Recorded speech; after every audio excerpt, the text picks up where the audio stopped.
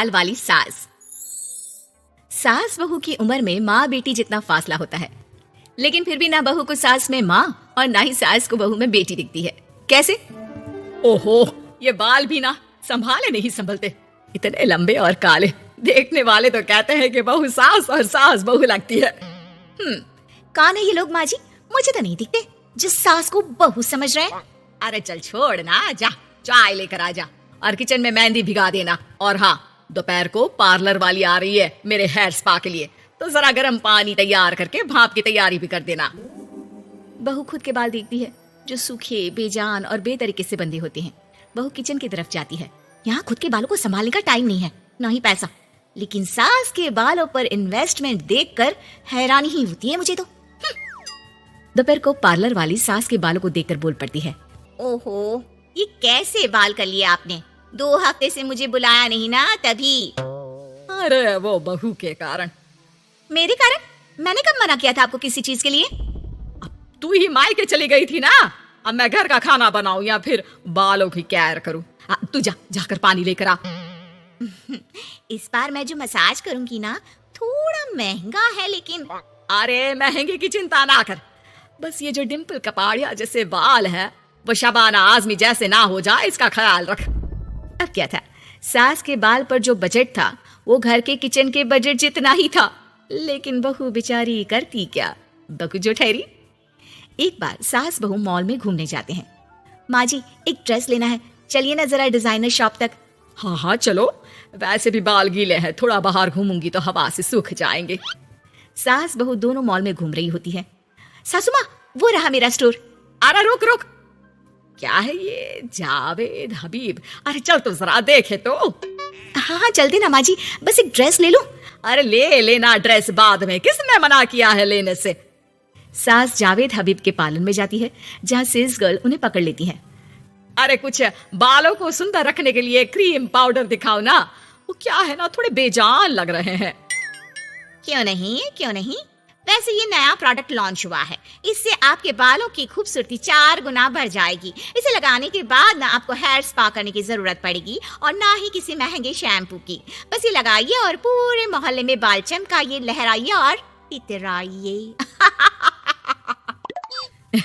अरे वाह, कितने का है? इतना सस्ता कि आपको हंसी आ जाएगी। तो एक काम करते हैं ना, पहले हम हंसी लेते हैं, क्यों? ये जरूर आपकी बहू होगी, है ना? कैसे पता? अरे भला कौन सी बहू चाहेगी कि सास के बाल सुंदर दिखे? मुझे नहीं लगता कि आप ये प्रोडक्ट ले पाएंगी। एक काम करिए, फिर कभी आइएगा। अरे ओए, पैक कर दे इसे। और सुन, 2 पैकेट पैक करना, और आज के बाद किसी सास बहू के बीच लड़ाई लगाने की कोशिश ना करना। सेल्स गर्ल मुस्कुराकर साथ खड़ी दोस्तों को देखती है और सामान पैक कर देती है। उन लोगों के जाने के बाद, देखा मैंने कैसे खेल खेला? बहू मानती तो मुसीबत, और ना मानती तो भी मुसीबत। वहीं सामान लेकर सास भी खुश बाहर निकलकर बहू से कहती है, अरे वाह बहू, अब देखना मेरे बाल ना और ज्यादा सुंदर हो जाएंगे। अब तो लोग मुझे देखकर जलने लगेंगे।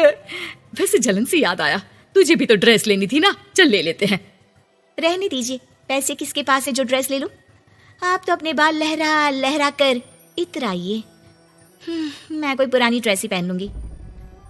चलो वो भी ठीक है बहू, देख हमेशा ना फालतू खर्चे से बचना चाहिए। मैं बिल्कुल फेवर में नहीं थी तेरी नई ड्रेस के लिए, फिर भी तुझे मना नहीं कर पा रही थी।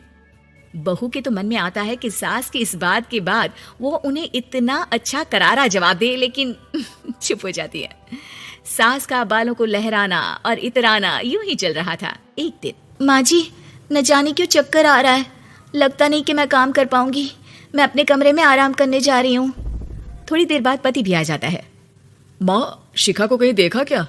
आज बहुत दिनों बाद घर की रसोई से इतनी अच्छी खुशबू आ रही है, मन तो कर रहा है कि बिना चेंज किए ही खाना खाने बैठ जाऊं। अरे बेटा, खाना आज मैंने बनाया है तो घर तो महकेगा ही। तेरी बीबी बीमार बैठी है। पति हैरान होकर पत्नी के कमरे में जाता है, जहां वो आराम से तानपुरा का शो देख रही थी। अरे माँ ने तो बताया कि तुम ठीक नहीं हो, पेट में दर्द है। अरे नहीं, वो ना मेरा फेवरेट म्यूजिक शो आने वाला था। अब माँ की तो आदत पता है ना, ये बना दो, वो बना दो, ये दे दो, वो दे दो, तो बस मैंने बहाना बना लिया। पति बीवी की बात पर मुस्कुराता है और वहां से चला जाता है। दरअसल शिखा को म्यूजिक का बड़ा शौक था और उसके पसंदीदा संगीतकार उसके शहर में थे और संगीत की क्लास लेने वाले थे। अरे देखो देखो, ये धनवानी महाराज हमारे शहर में है, और तो और ये यहाँ सबको संगीत सिखाने के लिए आए हैं। मैं भी इनकी क्लास ज्वाइन करूंगी, कल जाकर पता करती हूँ। सास और पति भी शिखा की बात पर खुश हो जाते हैं, लेकिन अगले रोज जब शिखा वहां से वापस आती है तो उसका मुंह उतरा होता है। अरे क्या हो गया? तेरी शक्ल देख कर क्या उन लोगों ने तुझे लेने से मना कर दिया?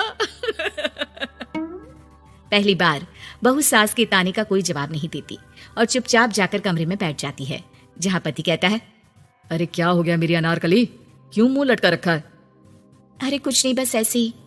सास कमरे के बाहर जाकर खड़ी हो जाती है। अरे मुझे तो बताओ क्या हो गया? शिखा रोने लगती है और रोते रोते बताती है कि वो लोग 1 लाख रुपए में कोर्स करा रहे, मैं इतने पैसे कहाँ से लाऊं? पति भी चुप हो जाता है, क्योंकि वो जानता है कि इतने पैसे का तो वो भी इंतजाम नहीं कर पाएगा।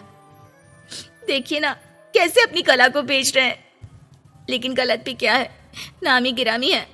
अरे कोई बात नहीं शिखा, मैं कोशिश करता हूँ किसी से उधार लेने की। जब कोर्स करके तुम खुद की क्लास खोलना, उससे जो पैसे आएंगे उससे फीस भर देना। पति कई लोगों से बात करता है, लेकिन उसे कहीं से पैसे नहीं मिलते। शाम को मुंह लटकाकर पति घर आता है। मैंने काफी कोशिश की, लेकिन कहीं इंतजाम नहीं हुआ। अरे कोई बात नहीं, मैं भी ना क्या करूंगी म्यूजिक सीखकर। वैसे भी कल आखिरी दिन है पैसे जमा करने के लिए, अब इतनी जल्दी कहाँ से आने वाला है पैसा। लेकिन अगले दिन, बहू ये ले पैसे, जा जाकर अपना नाम लिखवा दे संगीत की क्लास के लिए। बहू इतना सारा पैसा देखकर दंग रह जाती है। अरे माँ जी, आप कहाँ गई थी अभी, और ये इतने सारे पैसे कहाँ से आए? सास मुस्कुराकर पीछे मुड़ती है और बहू को अपने सर के बाल दिखाती है, जो अब छोटे छोटे होते हैं। मैंने ना अपने बाल उस विदेशी कंपनी को बेच दिए, जो बाल के बदले में पैसे देती है। अब मेरे बाल थे ही इतने सुंदर के 1 लाख मिल गए, वरना तेरे बालों का तो कोई 500 भी ना दे। बहू को सास की बात से रोना आ जाता है। वो सास के गले लग जाती है। लेकिन कोई मुझे करोड़ों भी देना तो भी मैं इतनी अच्छी सास ना दूं।